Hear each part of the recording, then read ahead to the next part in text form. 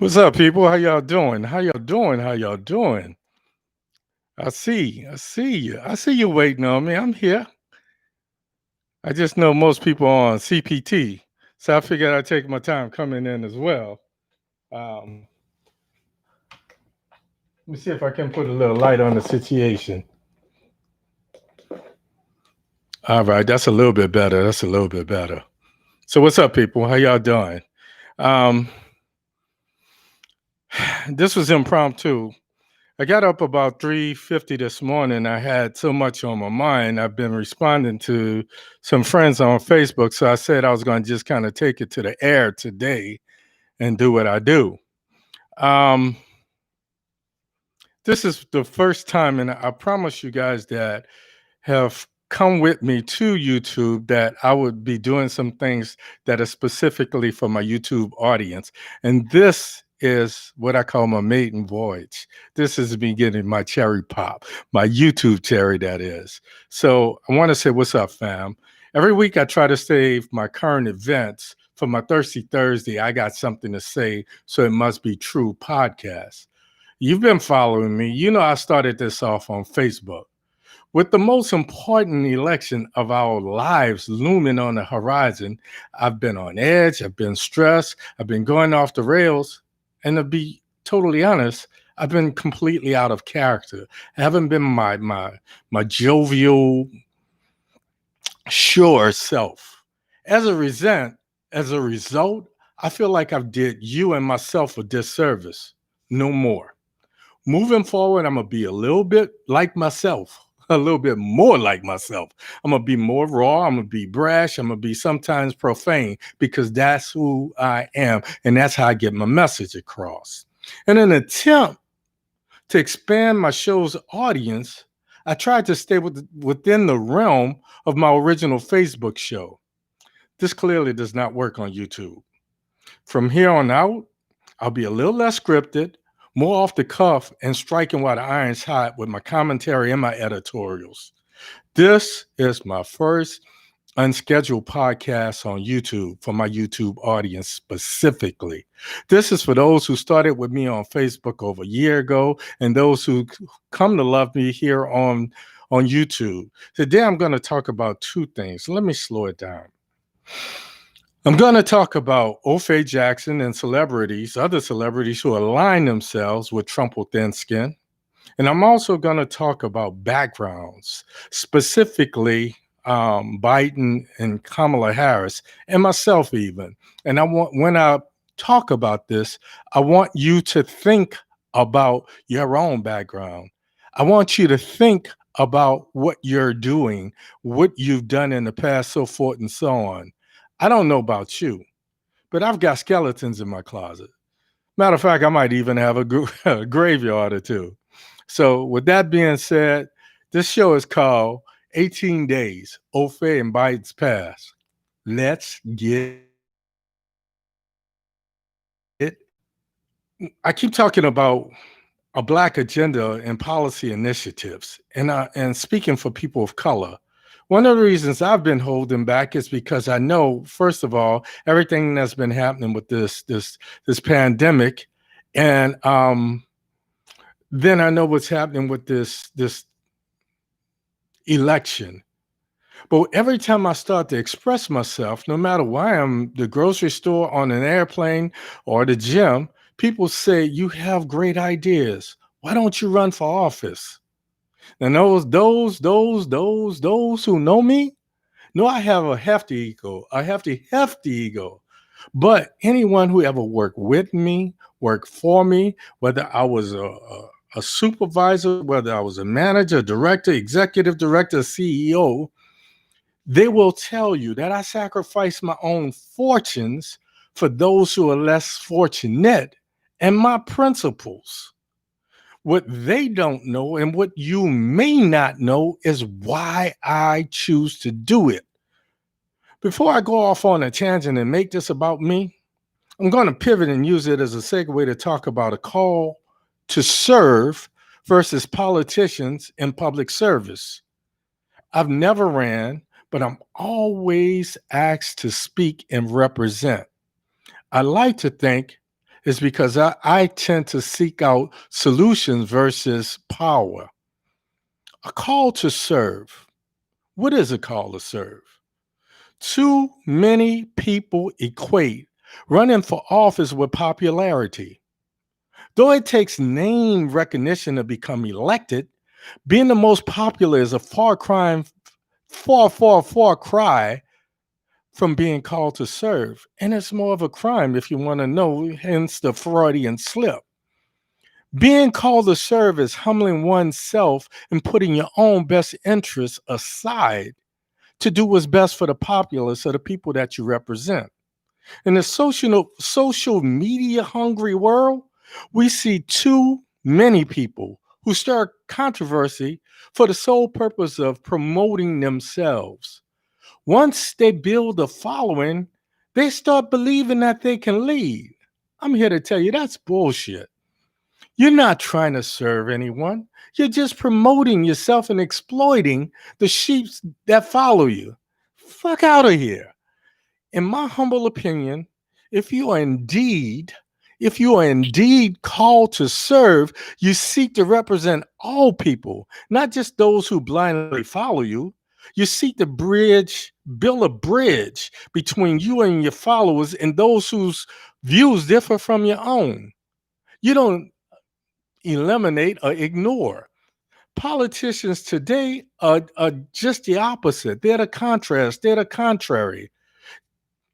The contrast to them who are called to serve and current day politicians is whether they call themselves progressives, whether they call themselves right wing, left wing, conservatives or liberals, or whatever moniker they use, they're self assured demagogues who distance themselves in a very short period of time from the people that they serve and become untouchable.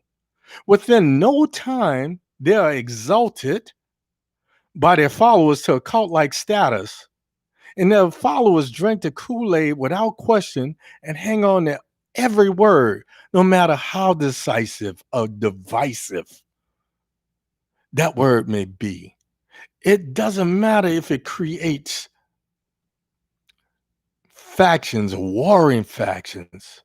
They're going to go with their cult leader. They're going to go with the person that they tend to align themselves with instead of talking about how do we find common ground.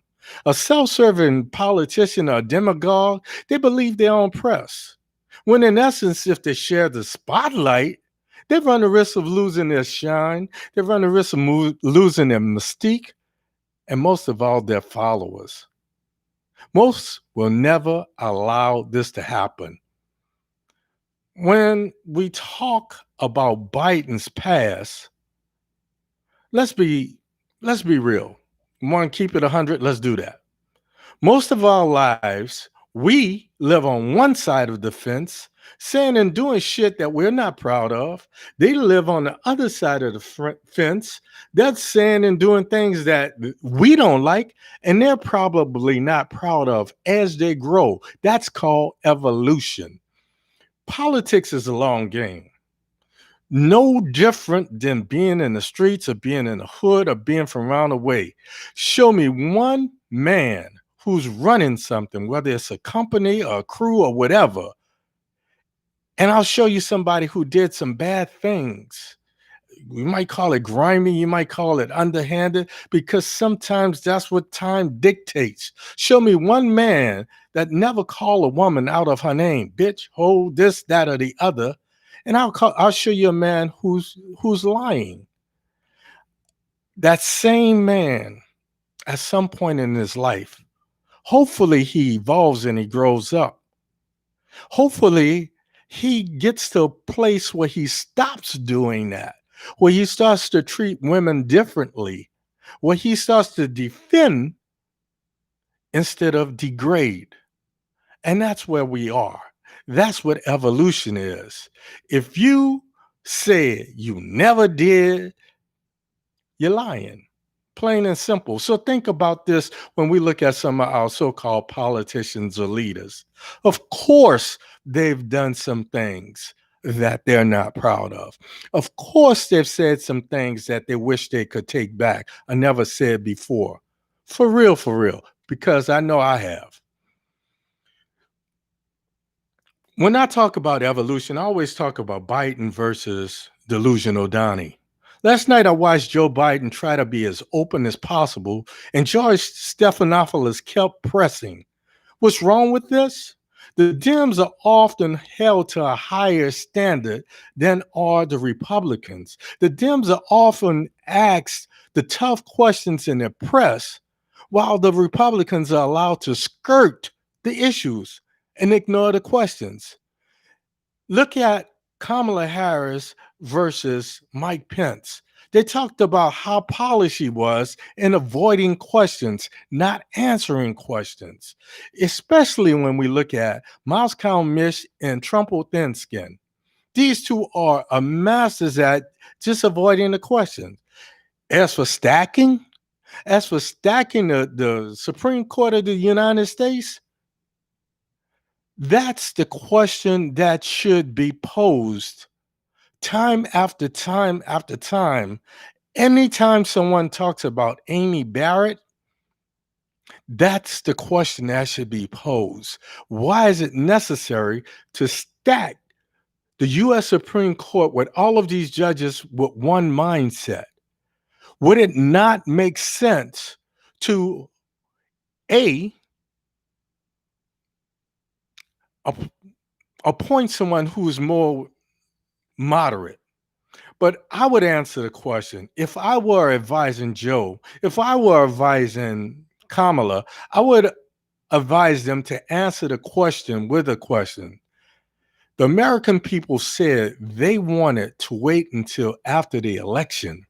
Ruth Bader Ginsburg's deathbed request was to have the next president, whomsoever it is sitting in the seat after November 3rd, fill her seat. The Republicans ignored America and Ruth Bader Ginsburg's dying request to stack the court, and the media gives them a pass. Answer the question with the question. When the media poses the question and presses, say, ask the same question and press that to Donald Trump and Mitch McConnell. Ask them why they're stacking the court with right-wing judges who apparently seek to serve them and not all America. We need balance and non-biased opinions on the United States Supreme Court. Now, I know this is the part everybody's been waiting on. The actor, rapper, name recognition equals politician.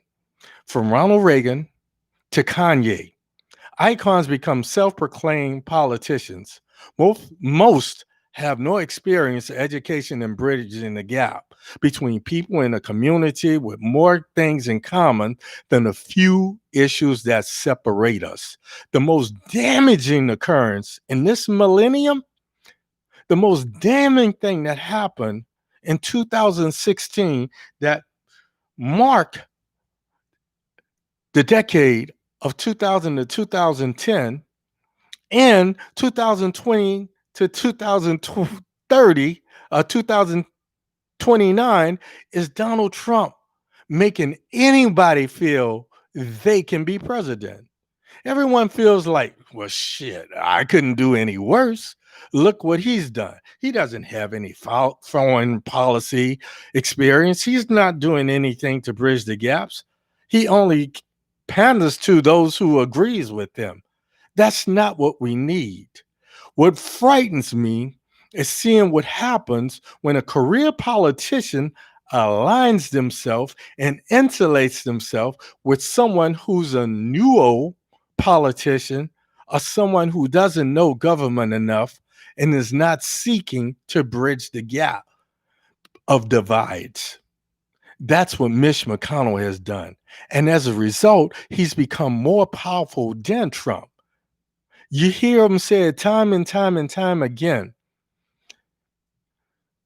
Presidents can only serve 2 terms. Mitch has been up in there since 1984. Too many career politicians are like being on the Supreme Court. Too many of them are there for almost an entire lifetime, or they've replaced themselves with people who share their same sentiment, and it doesn't get anything done. It's more damning than it is anything.